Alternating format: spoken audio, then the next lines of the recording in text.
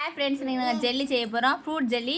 வீட்டில் இருக்கிற ஏதாவது ஒரு ஃப்ரூட்ஸ் எடுத்து கட் பண்ணி வச்சுக்கலாம். தெரிஞ்சதா கொஞ்சமாக கட் பண்ணி வச்சுக்கலாம். பழத்தனா கட் பண்ணிவிட்டு ஆனால் இவங்க ஜெல்லியில் பழுக்க மாட்டே இவங்களும் உங்கள் வாயில் கொஞ்சம் போட்டுக்கிடுவாங்க போல் போட்டுக்கிட்டாங்க.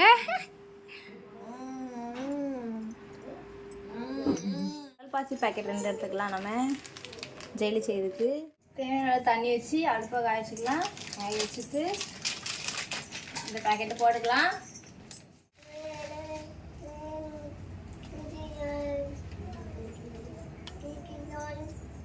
கரைஞ்சது கரைஞ்ச உடனே கொஞ்சமாக சீனி சேர்த்துக்கலாம் தேவையான அளவுக்கு.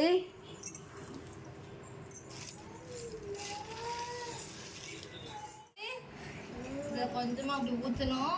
ஏதாவது ஒரு பாத்திரம் ஊற்றி அப்புறமா வந்து ஃப்ரூட்ஸ் கொஞ்சம் எடுத்து போட்டுக்கலாம்.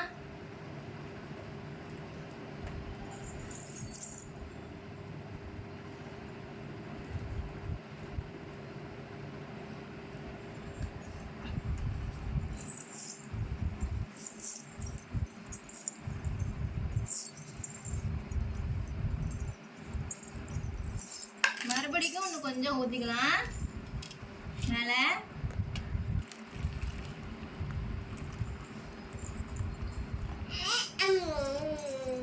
மறுபடியும் ஃப்ரூட்ஸ்லாம் போட்டுக்கலாம்.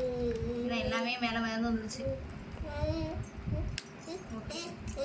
கொஞ்சம் நேரம் ஃப்ரிட்ஜில் வச்சுக்கோ. ஒரு 1/2 மணி நேரம்.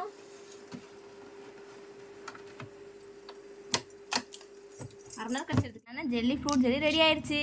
இப்போ கட் பண்ணலாம்.